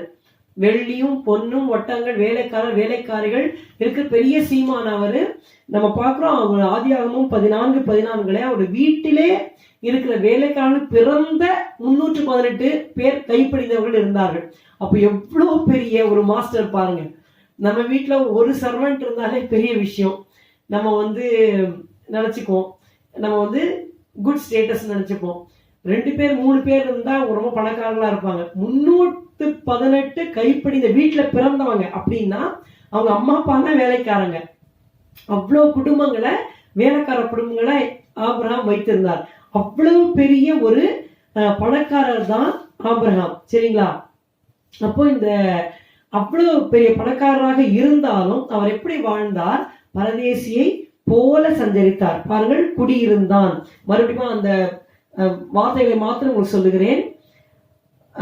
ஆபிரகாம் பரதேசியை போல சஞ்சரித்து யாக்கோபோட ஈசாக்கோட கூடாரங்களிலே குடியிருந்தான். Abraham actually lived till 175 years. 175 வயது வரை உயிரோடு இருக்கிறார். 100 வயதில் ஈசாக்கு பிறக்கிறார். 160 வயதாகும் போது யாக்கோவும் ஏசாவும் பிறக்கிறாங்க. 175 வயது, அதாவது தன் பேரப்பிள்ளைகளோடு 15 வருஷம் ஆபிரகாம் வாழ்கிறார். சரிங்களா? சோ இந்த வருஷங்களிலே அவர் எப்படி வாழ்ந்தார் என்றால் பரதேசியை போல வாழ்ந்தார். அவர் வந்துட்டு ரொம்ப பெரிய பணக்காரர், வீடு கட்ட முடியாதுன்னா இல்ல, நல்ல பெரிய அழகான பில்டிங்லாம் கட்டியிருக்கலாம். அப்பவே அந்த கலைகள்லாம் மிகவும் சிறந்ததா இருந்தது. கானானியர்லாம் வீட்டுல தான் வாழ்ந்தாங்க. சோதம் குமார பட்டத்தான் நல்ல நல்ல வீடுகளை கட்டி வாழ்ந்தார்கள். எகிப்திலே பெரிய பெரிய அரண்மனையில கட்டினார்கள். அவர் நினைச்ச கட்டியிருக்கலாம். ஆனா அவர் என்ன பண்ணார்னா கூடாரங்களையே குடியிருந்தார். எப்படி? அந்த வீட்டுக்கு வந்து அஸ்திபாரம் இல்ல. சரிங்களா? அதே போல ஒரு ஏன்னா அஸ்திபாரம் இருக்கிற ஒரு நகரத்துக்கு நான் காத்திருக்கேன்றதை அறிக்கப்பட்டார். 10th வசனம் பாருங்க. ஏனெனில் தேவன் தாமே கட்டி உண்டாக்கின அஸ்திபாரங்கள் உள்ள நகரத்துக்கு அவன் காத்திருந்தான். He was waiting for a city which has foundations, whose maker and builder is God himself. So இத வந்துட்டு ஆபிரகாமுக்கு ஒரு பெரிய ரெவலேஷனாக இருந்தது. அதுக்காக நம்ம அப்படி வாழணும், அஸ்திபாரம் இல்லாம டென்ட்ல வாழணும்னு நான் சொல்லல. The point is, ஏப்ரஹாம் எப்படி பிஹேவ் பண்ணார்? அந்த நகரத்துக்கு முதல்ல குடியிருந்தார், டென்ட்ஸ்ல குடியிருந்தாரு. 2வது காத்திருந்தாரு. 3வது அறிக்கையிட்டாங்க. என்ன அறிக்கையிட்டாங்கன்னா, நாங்க இந்த பூமியில அந்நியரா இருக்கிறோம், பரதேசிகளா இருக்கிறோம், இந்த பூமி எனக்கு சொந்தம் இல்லை, எனக்கு வந்துட்டு நித்திய வாழ்க்கை இருக்கு. மகிமையின் தேவன் அப்பியர் ஆகும் பொழுது அதுதான் அவருக்கு வெளிச்சமாக கிடைத்தது. இதுதான் விசுவாசிகளாகி நம்ம ஒவ்வொருக்குள்ளும் இருக்கணும். இந்த பூமியில நான் நிரந்தரமா வாழப்போதில்லை, எத்தனை வருஷம் வேணா ஆண்டவர் கொடுக்கட்டும், ஆனா அதுக்கப்புறம் நான் நித்தியமா அவரோட அந்த மகிமையில வாழ போறேன். இந்த பூமியில நான் வாழ வாழ்க்கை, நான் ஒரு அந்நியன், நான் ஒரு பரதேசி. Okay, so first he dwelt as a pilgrim. He waited for the city which God built. Third, he confessed that I am a stranger and a pilgrim. 4வதாக தெரியப்படுத்தினாங்க. எப்படி தெரியப்படுத்தினாங்க? வாழ்க்கையின் மூலமாக அது வெறும் மணல் தான் இருக்கும், அதுக்கு மேல ஒரு டென்ட் போட்டுக்கிட்டு வாழ்ந்தாங்க. சரிங்களா. அடுத்தது விரும்பினார்கள். இதை பார்க்கும்பொழுது விட்டு வந்த தேசத்துக்கு போறதுக்கு நிறைய டைம் இருந்தது. 75-70 வயசுலயே கிளம்பி வந்துட்டாரு. ஆக்சுவலி 100 இயர்ஸ் இருந்தது அவருக்கு. நினைச்சிருந்தா ஜஸ்ட் ஒரு டிராவல் பண்ணி போயிட்டு வந்திருக்கலாம். அந்த எலியேசர் போயிட்டு வந்தார் இல்லையா, ரெபேக்கா கூட்டு வரதுக்கு. அதே மாதிரி ஆபிரகாம் நினைச்சிருந்தா ஆபிரகாம் சாராவும் விட்டு வந்த தேசத்துக்கு போயிட்டு வந்திருக்கலாம். அது இல்ல, விட்டு வந்த தேசத்தை அங்க நினைக்கவே இல்லை. அதற்கு திரும்பி போகிற சமயம் கிடைச்சிருக்கும். ஆனா அது இல்ல, அதையல்ல, அதிலும் மேன்மையான பரம தேசத்தையே விரும்பினார்கள். ஆகையால் தேவன், அவருடைய தேவன் என்ன பண்ண வெட்கப்படுகிறது இல்லை. சோ ஆபிரகாம் வந்துட்டு அந்த விரும்பி தெரியப்படுத்துறாரு, இப்படிதான் அந்நியன் பரதேசின்னு சொல்லி அவர் செய்தார். இது வந்துட்டு it was an outstanding confession. I should say it's a stranger's life. First it was a sacrificial life. எல்லாத்தையும் விட்டுட்டு வான்னு சொன்னா வந்துட்டார். நம்ம ஈஸியா ஆபிரகாம் ஆசிரியர் என்னைய ஆசிரியர் நம்ம கேட்டுறோம். ஆனா இயேசுவை பின்பற்றும் போது நம்ம செய்ய வேண்டிய தியாகங்கள் வரும் பொழுது நம்ம ஸ்டாகர் ஆறோம். அப்படி இருக்கக்கூடாது. So it was a sacrificial life. Second, it was a life of a stranger. இந்த பூமியிலேயே நான் இருக்க போறது இல்லைன்னு சொல்லி அந்த வாழ்க்கையில அவர் கடைபிடித்தார்.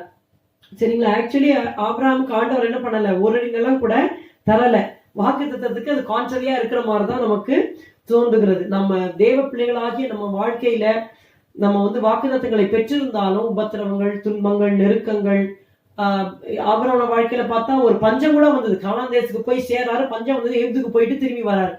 அவ பாருங்க, பஞ்சம் வந்தது, என்ன வேணா ஆபத்துகள் நமக்கு வரலாம். ஆனா நாம வந்துட்டு ஒண்ணு தெரிஞ்சுக்கணும், கர்த்தர் நம்மை அழைத்து இருக்கிறார். நான் இந்த பூமியில அந்நியனும் பரதேசியமா இருக்கிறேன் என்று சொல்லி பரதேசியை போல நம்முடைய நோக்கம் வந்துட்டு தெளிவாக நாம் வைத்துக் கொள்ள வேண்டும். இந்த விஷயத்தான் தான் ஆபிரகாமுக்கும் லோத்துக்கும் வித்தியாசம் பார்க்க முடியும். ஆபிரகாம் அந்த டென்ட்லயே வாழ்ந்தார், ஆனா லோத்து வந்துட்டு வீடு கட்டி வாழார். ஆபிரகாம்கிட்ட மந்தையா இருந்தது, பிரிஞ்சு போகும்போது லோத்துக்கிட்ட அவ்வளவு மந்தை இருந்தது. அந்த பூமி தாங்கக்கூடாத அளவுக்கு லோத்தோட மந்தை மேய்ப்பருக்கும் ஆபிரகாமோட மந்தைக்கும் வாக்குவாதம் வந்தது, அதனால பிரிஞ்சு போனாங்க. ஆனா லோத்து சோதம் குமார போய் சேர்ந்த உடனே மந்தையே இல்லை, வீடு கட்டி வாழறாரு, மந்தையே காணும். ஆபிரகாம் கண்ணுக்குட்டி அடிச்சு அந்த 3 விருந்தருக்கும் சாப்பாடு போடுறாரு. ஆனா லோத்தை பாத்தீங்கன்னா கவனிங்க, லோத் என்ன பண்ண முடியல, கண்ணுக்குட்டி கொடுக்க முடியல, ஒரு ஆடு கூட அடிக்க முடியல. ஒன்லி அப்பம் தான், புளிப்பில்லா அப்பங்களை சுட்டு கொடுத்தார். சோ அந்த பில்கிரிம்ஸ் வாழ்க்கையை லோத் வந்துட்டு இழந்து போயிட்டார். சரிங்களா. அப்போ நம்மளுடைய மைண்ட் செட் வந்துட்டு, ஆண்டவரே இந்த உலகத்திலே நிரந்தரமா இருக்க போதில்ல, ஒரு நாள் நம்ம வந்து சந்திக்க போறேன்னு சொல்லி நாம் வாழ வேண்டும். 1 பேர் 2:11 வாசிக்கிறோம், அந்நியரும் பரதேசிகளுமா இருக்கிற நாம் நம்முடைய ஆத்துமாக்கு விரோதமாய் போர் செய்கிற மாம்ச இச்சைகளை விட்டு விலகி. பேதுரு அதை திரும்ப திரும்ப சொல்லுவார். 1 பேர் 1:2 சொல்லுகிறார், தெரிந்து கொள்ளப்பட்ட பரதேசிகளுக்கு எழுதுகிறதாவது. திரும்பவும் அந்த 16-17 வாசிச்சீங்கன்னா, பரதேசிகளாய் சஞ்சரிக்கும் அளவும் பயத்துடன் நடந்து கொள்ளுங்கள். சோ ஆகையினால நம்ம கர்த்தர் நம்ம அப்படிதான் பாக்குறாரு. நாமும் தெரிஞ்சுக்கணும், we are not going to live here forever. கர்த்தர் ஒரு நோக்கத்தோடு இந்த பூமியில வச்சிருக்கிறாரு. அந்த வேலையை முடிச்ச பிறகு நான் அங்க போய் சேர போறேன் அப்படின்னு நம்ம தெரிஞ்சுக்கணும். ஆபிரகாமுக்கு எத்தனையோ அந்த கானான் தேச நண்பர்கள் இருந்தாங்க, ஆனாலும் அவருடைய வாழ்க்கை தனித்தன்மையாக காணப்பட்டது. அதே போலதான் பிலிப்பியர் 3:7 வாசிக்கிறோம், நம்முடைய குடியிருப்பு பரலோகத்தில் இருக்கிறது, அங்கே இருந்து நம்முடைய கர்த்தராகிய இயேசு கிறிஸ்துவின் ரட்சகர் வர எதிர்பார்த்து கொண்டிருக்கிறோம். ஆகையினால இந்த பூமியில just we are passing through but our eternal and everlasting habitation is in heaven. இந்த அதான் நம்முடைய மனது, அவர் மைண்ட் செட் தான் ரொம்ப முக்கியம். உலகத்துல இருக்கிறவங்க வெற்றி அடையணும், நம்ம நிறைய பொசஸ் பண்ணணும், இதுதான் அவங்களுடைய எய்மா இருக்கும். ஆனா நம்முடைய மனது டிஃப்ரெண்டா நம்ம திங்க் பண்ண வேண்டும். நம்முடைய மனது என்ன திங்க் பண்ணணும்னா, ஆண்டவரே என்னுடைய பூமிக்குரிய வாழ்க்கையை அங்கீகரிக்க வேண்டுமே, ஒரு நியாயத்தில் படுகிறதே, நான் வந்து ரகசிய வருகைக்கு ஆயத்தமாக வேண்டுமே, இதுதான் நம்முடைய மைண்ட் செட். ஆனா உலகத்தார் என்ன யோசிப்பாங்க, நிறைய பணம் சம்பாதிக்கணும், நல்ல வசதியா வாழணும், நல்ல பேர் புகழ் கிடைக்கணும், சொசைட்டில நல்ல அந்தஸ்தோட வாழணும், இதெல்லாம் அவங்களுடைய மனது. ஆனா நம்முடைய மனது, ஆண்டவரே ஒவ்வொரு நாளும் நான் ஜெபம் பண்ணணும், ஆண்டவரே ஆத்மாக்கள் மேல எனக்கு பாரத்தை தாரும், நான் பைபிள் படிக்கணும், கர்த்தருக்கு நான் ஊழியம் செய்யணும், கர்த்தரை நான் பிரியப்படுத்தணும், உம்முடைய நோக்கம் என்னுடைய வாழ்க்கையிலே நிறைவேறணும். இதுதான் நம்முடைய மைண்ட் செட். இஃப் நம்ம வந்து பிளெஸிங்னு சொல்லிட்டு கர்த்தர்ட்ட ஆசீர்வாதத்தை வாங்கிட்டு நம்முடைய மனம் மாறல, நம்ம இட்டர்னிட்டிக்காக நம்ம வாழல, நித்திய ஜீவனை முன் வைத்து நம்ம வாழலைன்னா நம்முடைய உலகப்பிரமான வாழ்க்கையே வீணா போயிடும். ஒருத்தர் இப்படி சொன்னாரு, நல்லா சாப்பிடணும், வசதியா வாழணும், தூங்கணும், எழுந்துக்கணும், சாப்பிடணும், வேலை செய்யணும், தூங்கணும்னா நம்ம வீட்டு நாய் கூட அதாங்க செய்யுது அப்படின்னாரு. அது கேட்கறதுக்கு ஜோக்கா இருந்தாலும் நம்ம திங்க் பண்ணணும். What is the difference between animals and us? மற்றவங்களும் வாழ்றாங்க, கஷ்டப்பட்டு படிக்கிறாங்க, வேலை கிடைக்குது, கல்யாணம் பண்றாங்க, குழந்தை பெற்றுக்கிறாங்க, அவங்க கல்யாணம் பண்றாங்க, நிலம் வாங்குறாங்க, வீடு கட்டுறாங்க, கடைசியில் மறிச்சு போறாங்க. அதே மாதிரி நம்ம கிடையாது. நம்முடைய நோக்கமே என்டையர்லி டிஃப்ரெண்ட். நம்ம இந்த இடத்துல விசிட்டர்ஸ் தான். Just we have come to earth as visitors. கொஞ்ச வருஷம் இந்த பூமியில நம்மளை வாழ வைக்க போறார். ஆனா நம்மளை வாழ வைக்கிற தெய்வம். ஆபிரகாம் கூடாரத்துல கூடிதான் நீங்களும் கூடாரத்துல இருங்க அப்படின்னு சொல்ல வரல. நான் சொல்ல வருகிறது, கர்த்தர் இந்த பூமியில எல்லாவற்றையும் அனுபவிப்பதற்கு ஆண்டவர் நமக்கு ஃப்ரீயா கொடுத்திருக்கிறார். அது 1 தீமோத்தேயு 6:17 வாசிக்கிறோம். நாம் சகலத்தையும் அனுபவிக்கிறதுக்கு சம்பூர்ணமாக கொடுக்கிற தேவன். கர்த்தர் நம்மை வாழ வைக்கிற தேவன். இந்த பூமியில நமக்கு என்னென்ன தேவையோ அந்தந்த காலகட்டத்துல என்னென்ன வேண்டுமோ எல்லாத்தையும் கொடுத்து தேவன் நம்மை நிச்சயமாக வாழ வைப்பார், நிச்சயமாக ஆசீர்வதிப்பார். ஆனா ஆசீர்வாதத்தை பெற்ற ஆபிரகாமுடைய மனம் எப்படி இருந்தது? அதே போல நம்முடைய மனம் மாற வேண்டும். முதலாவது நம்ம பார்த்தோம், his obedience to God's call, it led to a life of sacrifice. தேவனுடைய அந்த அழைப்புக்கு கீழ்ப்படிந்ததுனாலே ஒரு தியாகத்தின் வாழ்க்கை. இரண்டாவது, his outstanding confession, it led to the life of a stranger. Stranger's life ஆக ஒரு pilgrim's life அவர் வாழ்ந்தார். கடைசியாக ஒன்று சொல்லி முடிக்கிறேன். He lived he overcame the circumstances. It was a supernatural life. எபிரேயர் 11:12 வசனங்களை வாசிக்கிறேன். விசுவாசத்தினாலே சாராளும் வாக்குத்தத்தம் பண்ணினவர் உண்மை உள்ளவர் என்று எண்ணி கற்பம் தரிக்க பிறனடைந்து வயது சென்றவளாய் இருந்து பிள்ளை பெற்றால், ஆனபடியால் சரீரம் செத்தவன் என்று எண்ணத்தகும் ஒருவனாலே வானத்தில் உள்ள பெருக்கமான நட்சத்திரங்களைப் போலவும் கடற்கரையில் உள்ள எண்ணிறந்த மணலைப் போலவும் மிகுந்த ஜனங்கள் பிறந்தார்கள். பாருங்க, இது ஒரு அந்த சூழ்நிலையை பார்க்கும் பொழுது ஆபிரகாம் 100 வயது சரீரம் செத்து போயிடுச்சு. மனைவி ஆகிய சாராளுக்கு 90 வயது கர்ப்பம் செத்து போயிடுச்சு. ஆனா வாக்குத்தத்தம் பண்ணினவர் உண்மை உள்ளவர் என்று எண்ணி, அந்த வாக்குத்தத்தம் ஃபர்ஸ்ட் கேட்கும்போது சிரிக்கிறான், எனக்கு குழந்தை பிறக்குமான். ஆனா அப்புறம் அவள் விசுவாசிக்கிறாள். விசுவாசிச்சதுனால பலனடைந்து பிள்ளையை அவள் பெறுகிறாள். சோ நாம நம்முடைய முடியாத தன்மைகள், தேவன் நமக்கு நிறைய வாக்குத்தத்தம் பண்ணியிருப்பார். ஆனா சூழ்நிலையை பார்த்தா அது நடக்கவே நடக்காது. இம்பாசிபிள், இது நடக்காது, சும்மா ஏதோ நமக்கு கிடைச்சிச்சு அப்படின்னு நம்ம நினைக்கிற மாதிரி இருக்கும். ஆனா நம்முடைய இயலாமை, இம்பார்ட்டன்சி ஆர் அவர் இன்எபிலிட்டிஸ், இன்கெப்பாசிட்டிஸ், அதெல்லாம் நம்ம பார்க்காதபடி தேவனுடைய உண்மையை நாம் நம்ப வேண்டும். God is a faithful God. அதான் சொல்லப்பட்டிருக்கு, வாக்குத்தத்தம் பண்ணினவர் உண்மை உள்ளவர் என்று எண்ணி. உங்களுக்கு கர்த்தர் கொடுத்த வாக்குத்தத்தை நிச்சயமாய் நிறைவேற்றுவார், அவர் உண்மை உள்ளவர்னு நாம முதலாவது நாம் அதை அங்கீகரிக்க வேண்டும். இரண்டாவது, ரோமர் 4:19-21 நீங்க வாசித்தீங்கன்னா தெரியும், நம்பிக்கைக்கு ஏதுவே இல்லை. குழந்தை பிறக்கும், திரளான ஜனங்களுக்கு தகப்பனாவான்னு சொல்லும் பொழுது உன் சந்ததி இவ்வளவாய் இருக்கும் என்று சொல்லப்பட்டபடியே தான் அநேக ஜாதிகளுக்கு தகப்பனாவதை நம்புகிறதற்கு ஏதுவில்லாதிருந்தும் அதை நம்பிக்கையோட விசுவாசித்தான். நம்ம அதுல பார்க்கிறோம், தேவனுடைய வாக்குத்தத்தத்தை குறித்து அவன் அவிசுவாசமாய் சந்தேகப்படாமல் தேவன் வாக்குத்தத்தம் பண்ணினை நிறைவேற்ற வல்லவராய் இருக்கிறார் என்று முழு நிச்சயமாய் நம்பி தேவனை மகிமைப்படுத்தி விசுவாசத்தில் வல்லவனானான். So he counted that God is a powerful God. தேவன் வாக்குத்தத்தம் பண்ணி நிறைவேற்ற வல்லவராய் இருக்கிறார். கர்த்தருக்கு அந்த வல்லமை இருக்கிறது, நம்மளால முடியாது. நேச்சுரலா நம்ம பார்த்தா it is impossible, everything is out, அவ்வளவுதான். ஆனா கர்த்தரால முடியாத காரியம் ஒண்ணுமே. கர்த்தர் ஒரு வசனத்தை நம்ம கொடுத்திருந்தாரானா அந்த வசனத்தை நிறைவேற்ற அவர் உண்மை உள்ளவர் மட்டுமல்ல, அவர் வல்லமை உள்ளவரும் கூட. God is a faithful God and a powerful God. ஒரே ஒரு ஸ்டோரி நான் சொல்லி முடிக்கிறேன். ஜார்ஜ் முல்லர் 1877 இருக்கும் பொழுது அவரோட சரிதை நீங்க வாசிங்கன்னா ரொம்ப இன்ட்ரெஸ்டிங்கா இருக்கும். பட் ஒரே சிம்பிள் கதையை நான் சொல்லுகிறேன். அவர் வாழ்க்கையில் நடந்த ஒரு சம்பவம். அவர் ரட்சிக்கப்பட்டு ஒரு 20s அந்த மாதிரி இருக்கும்போது தான் அவர் ரட்சிக்கப்பட்டாரு. அதுக்கு பிற்பாடு திருமணமாகி அவர் ஒரு அநாத ஆசிரமத்தை நடத்தி பிள்ளைகளை வைத்து நடத்தி கொண்டிருந்தார். ஒரு முறை அவர் கப்பல் ஏறி, அதாவது 1877 கப்பல்கள்ல பிரயாணம் பண்ற நேரத்துல அவர் கப்பல்ல போகிற வேளையில அந்த ship could not move because of thick fog. ஒரு அடர்ந்த பனி மூட்டம் இருந்ததுனால அந்த ஷிப் வந்துட்டு ஓட்ட முடியல. அப்ப இவர் வந்து கேப்டன் போய் கேட்கிறார், கேப்டன் இந்த மாதிரி கியூபெக்ன்ற இடத்துல நான் வந்து சனிக்கிழமை மத்தியானம் இருக்கணும், ஒரு மீட்டிங்க்கு நான் போக வேண்டி இருக்கு அப்படின்னாரு. கேப்டன் சொன்ன, இதை பார்த்தா உங்களுக்கு தெரியலையா எவ்வளவு திக்கா இருக்கு, இதுல வந்து ஷிப்பை வந்துட்டு நடத்தவே முடியாது, இம்பாசிபிள் அப்படின்னு சொன்னார். சரி வாங்க 2 பேர் போய் ஜெபிக்கலாம். உடனே அந்த கேப்டன் ரூமுக்கு போய் 2 பேரும் ஜெபிக்கிறாங்க.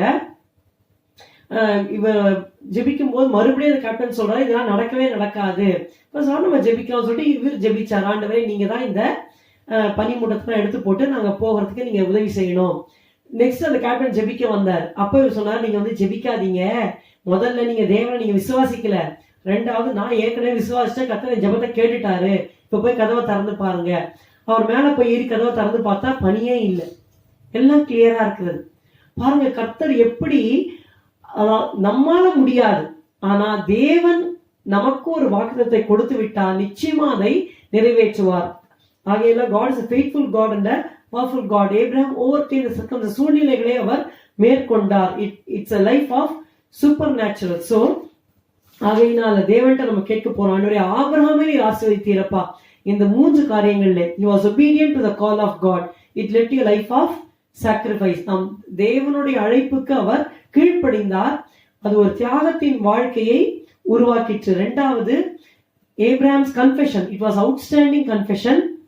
It led to the life of a stranger and a pilgrim. ஒரு பரதேசியின் வாழ்க்கைக்கு அவருடைய அறிக்கை அவரை நடத்திற்று. 3வதாக it was he actually overcame the circumstances. சூழ்நிலைகளை அவர் மேற்கொண்டார், அது ஒரு சூப்பர் நேச்சுரல் லைஃப்க்கு நடத்திற்று. சாதாரணமாக பார்க்கும் பொழுது அதற்கு சாத்தியமே கிடையாது, குழந்தை பிறக்கிறதுக்கு சான்ஸே கிடையாது. அதே மாதிரி அந்த ஒப்பு கொடுத்தான். கர்த்தர் கேட்கிறான், ஈசாக்க தகன பலியா கொடுன்னு சொல்லும் பொழுது ஈசாக்கிடத்துல தான் சந்ததி விளங்கும் என்று சொல்லப்படுகிறது. ஆனால் அவன் மரித்து போயிட்டா கூட திரும்ப உயிரோட எழுப்ப தேவன் வல்லவரா இருக்கார், நம்பி ஒப்பு கொடுத்தார் என்று எபிரேயர் 11 17 18 19 நீங்கள் வாசித்தீர்களானால், மரித்தோரிலிருந்தும் எழுப்ப தேவன் வல்லவராய் இருக்கிறார் என்று எண்ணி தனக்கு ஒரே பேரானவனையே பலியாக ஒப்பு கொடுத்தான். மரித்தோரிலிருந்து அவனை பாவனையாக திரும்பவும் பெற்றுக்கொண்டான். சோ ஆகையினாலே கர்த்தர் அந்த நம்மளால முடியாது, ஆனா அவர் வைத்த அந்த விசுவாசம், ஆபிரகாமை தேவன் ஆசீர்வதித்தார், நம்மையும் ஆசீர்வதித்தார். இந்த 3 காரியங்களையும் நாம் வைத்த ஆண்டவரே ஆபிரகாமை போல என்னையும் ஆசீர்வதியும், நீர் அழைக்கும் பொழுது கீழ்ப்படியவும், அந்த கீழ்ப்படினாலே இருக்கிற தியாகங்களை செய்யணும். நம்முடைய அறிக்கை, நம்முடைய மன நிலைமை எப்படி இருக்கிறது, இந்த பூமியின் ஆசனங்களை கட்டி பிடித்துக் கொள்ளாதபடி தேவனோடு நாம் வாழ்கிற அந்த வாழ்க்கையை நாம் கெட்டியா நாம் பிடித்துக் கொள்வோம். 3வதாக நம்முடைய சூழ்நிலைகள் எதுவாக இருந்தாலும் கர்த்தர் நமக்கு ஒரு வாக்குத்தத்தை கொடுத்து விட்டால் அதை அவர் நிறைவேற்ற உண்மை உள்ளவராக இருக்கிறார், வல்லமை உள்ளவராகவும் இருக்கிறார். நாம் விசுவாசித்து நம்முடைய வாழ்க்கையை தேவனுடைய கரத்தில் ஒப்பு கொடுத்து, தேவரீர் என்னை ஆசீர்வதித்து, ஆபிரகாமை ஆசீர்வதித்தீரே என்னையும் ஆசீர்வதியும் என்று சொல்லி நான் செபித்து நாம் முடிக்கலாம். ஹல்லேலூயா. ஸ்தோத்திரம் ஸ்தோத்திரம் ஸ்தோத்திரம் ஸ்தோத்திரம் ஸ்தோத்திரம் ஸ்தோத்திரம். நன்றி செலுத்துகிறோம், நன்றி செலுத்துகிறோம், நன்றி செலுத்துகிறோம் ஐயா. தேவா என்னை ஆசீர்வதியும், என் எல்லையை பெரிதாக்கும். ஒரு முறை கூட அந்த பாடலை பாடி நாம் முடிக்கலாம். தேவா என்னை ஆசீர்வதியும், என் எல்லையை பெரிதாக்கும். தேவா என்னை ஆசீர்வதியும், என் எல்லையை பெரிதாக்கும். உமது கரமே என்னுடன் இருந்து எல்லா தீங்கிற்கும் விலக்கிடும். உமது கரமே என்னுடன் இருந்து எல்லா தீங்கிற்கும் விலக்கிடும். தேவனே இயேசுவே, தேவனே இயேசுதேவா, தேவா என்னை ஆசீர்வதியும், எல்லையை பெரிதாக்கும். அன்பின் பிதாவே, நாங்கள் நன்றி உள்ளத்தோடு துதிக்கிறோம், ஸ்தோத்திரிக்கிறோம் அப்பா. ஆபிரகாமை நீர் ஆசீர்வதித்தீர் ஆண்டவரை, ஒருவனாய் இருக்கிறீர், உன்னை அழைத்து ஆசீர்வதித்தீர். ஆபிரகாமை நோக்கி பாருங்கள் என்று சொல்லி இருக்கிறீர் ஆண்டவரே. இயேசுவின் நாளில் நாங்கள் நோக்கி பார்த்தோம் ஆண்டவரே, அவர் உம்முடைய அழைப்புக்கு கீழ்ப்படிந்தார் அப்பா. ஆண்டவரே இயேசுவே, கர்த்தாவே, ஒரு பரதேசியை போல சஞ்சரித்து அதையே அறிக்கையாக மாற்றினார் ஆண்டவரே. சூழ்நிலைகளை பார்க்காமல் அதை மேற்கொண்டு விசுவாசத்தினாலே கர்த்தர் எனக்கு செய்வார் என்று சொல்லி, தேவன் உண்மையுள்ளவர் வல்லமுள்ளவர் என்று சொல்லி உண்மை விசுவாசித்தார். அதே போல எங்களுடைய அப்பா ஆயுசின் நாட்களிலே கர்த்தாவே ஆண்டவரே இயேசுவே, நீர் எங்களை ஒவ்வொரு முறையும் அழைக்கும் பொழுது ஆபிரகாமை போல நாங்களும் எதுவும் எங்களுக்கு புரியாவிட்டாலும் கீழ்ப்படியே எங்களுக்கு உதவி செய்யும் அப்பா. ஆண்டவரே உமக்கு ஸ்தோத்திரம் ஸ்தோத்திரம். நீர் எவ்வளவோ ஆபிரகாமை ஆசீர்வதித்தீர் ஆண்டவரே இயேசுவே. வெள்ளியும் பொன்னுமுள்ள சீமானாய் இருந்தாலும் நான் ஒரு அந்நியன் தான், பரதேசிதான் என்று சொல்லி அறிக்கையிட்டு ஆண்டவரே அப்ப அஸ்திபாரங்கள் உள்ள அந்த நகரத்துக்காக அவர் காத்திருந்தார் ஆண்டவரே. அவர் மறந்த தேசத்தை, விட்டு வந்த தேசத்தை அவர் நினைக்கவில்லை. அதே போல ஆண்டவரே இயேசுவே, நீர் எங்களை எவ்வளவு தூரம் நீங்க எங்களை பொருளாதாரத்திலே, பணத்திலே, சமுதாயத்திலே ஆண்டவரே எவ்வளவு தூரம் நீர் எங்களை ஆசீர்வதித்தாலும், இந்த பூமியின் உயர்ந்த இடங்களிலே நாங்கள் நடந்தாலும் ஆண்டவரே இயேசுவே கர்த்தாவே, நாங்கள் விட்டு வந்த பாவ ஜீவத்துக்கு திரும்ப கூடாது. எங்களுடைய மனநிலைமை எல்லாம் தேவனை பிரியப்படுத்த வேண்டும். ஆம் கர்த்தாவே இயேசுவே, இந்த பூமியிலே நாங்கள் அந்நியர்கள், நாங்கள் பரதேசிகள். we are just traveling through this world, Lord. we are just traveling through this earth, Lord. ஆண்டவரே, we belong to a heavenly country என்று சொல்லி ஆண்டவரே அந்த பரலோக அந்த மகிமையை கண்முன் வைத்தவர்களாக எங்களுடைய வாழ்க்கையை நடத்த எங்களுக்கு வேண்டிய கிருபையை நீர் தருவீராக. உமக்கு ஸ்தோத்திரம் ஸ்தோத்திரம். மட்டுமல்ல, இந்த வாழ்க்கையிலே இருக்கிற கர்த்தாவே போராட்டங்களிலே நீர் எங்களுக்கு சொன்ன வாக்குத்தத்தங்களை நிறைவேற்ற உண்மை உள்ளவர், வல்லமை உள்ளவர் அப்பா. Abraham overcame all the circumstances. எல்லா சூழ்நிலையும் ஆபிரகாமும் சாராளும் மேற்கொண்டார்கள் ஆண்டவரே. அதுபோல எங்களுக்கு சூழ்நிலைகள் எவ்வளவு பாதகமாக இருந்தாலும் உம்முடைய வாக்குத்தத்தை நாங்கள் பிடித்து கொண்டு விசுவாசித்து உம்மை ஸ்தோத்திரித்து வல்லவர்களாக எங்களுக்கு உதவி செய்வீராக.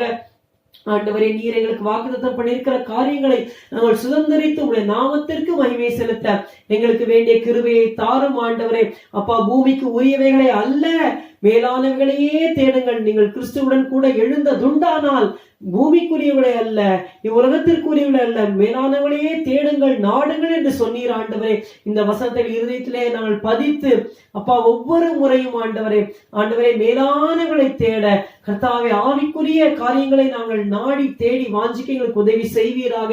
எங்களுடைய ஜெப வாழ்க்கை, எங்களுடைய வேத வாசிப்பு, எங்களுடைய உபவாசங்கள் எல்லாத்தையும் ஆசீர்வதியும் ஆண்டவரே.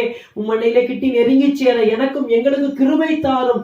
எங்களுடைய கண்கள் இங்கேயும் அங்கேயும் அலை பாய்ந்து போகாதபடி ஆண்டவரே எங்கள் கண்கள் உண்மையே நோக்கி ஆண்டவரை சீராக ஆவிக்குரிய ஜீவத்திலே ஓட அப்பா எங்களுக்கு கிருபை தாரும் அப்பா. கிருபை தாரும், கிருபை தாரும், கிருபை தாரும், கிருபை தாரும். லௌகீக கவலைகளினால் இருதயங்கள் பாரம் அடையாதபடி ஆண்டவரே இயேசுவே உமக்கு ஸ்தோத்திரம். முன்பா நிற்க பாத்திரவான்களாக ஆண்டவர் எண்ணப்படுவதற்கு எப்பொழுதும் ஜெபம் பண்ணி விழித்திருக்க எங்களுக்கு உதவி செய்வீராக. உமக்கு ஸ்தோத்திரம் ஸ்தோத்திரம் ஸ்தோத்திரம். எங்கள் கண்கள் உண்மையை நோக்கி கொண்டிருக்கட்டும். எங்கள் இருதய சிந்தனையெல்லாம் நீர் மாற்றுவீராக, மறுரூபப்படுத்துவீராக. உமக்கே சகல துதிகன மகிமையும் செலுத்துகிறோம். இயேசுவின் நாமத்தில் ஜெபிக்கிறோம் பிதாவே, ஆமென். எல்லாரும் சேர்ந்து சொல்லுவோம். என் ஆத்துமாவே கர்த்தரை ஸ்தோத்திரி, என் முழு உள்ளமே அவருடைய பரிசுத்த நாமத்தை ஸ்தோத்திரி. என் ஆத்துமாவே கர்த்தரை ஸ்தோத்திரி. கர்த்தர் செய்த சகல உபகாரங்களையும் மறவாதே. அவர் உன் அக்கிரமங்களை எல்லாம் மன்னித்து உன் நோய்களை எல்லாம் குணமாக்கி உன் பிராணை அழிவுக்கு விலக்கி மீட்டு உன்னை கிருபையினாலும் இரக்கங்களினாலும் முடிசூட்டி நன்மையினால் உன் வாயை திருப்தியாக்குகிறார். கழுக்கு சமானமாய் உன் வயது திரும்ப வாழவேது போல் ஆகிறது. ஒடுக்கப்படுகிற யாவருக்கும் கர்த்தர் நீதியையும் நியாயத்தையும் செய்கிறார். ஆமென், ஆமென். கர்த்தர் உங்களை ஆசீர்வதிப்பாராக. கர்த்தர் உங்களோடு இருப்பாராக. ஆமென்.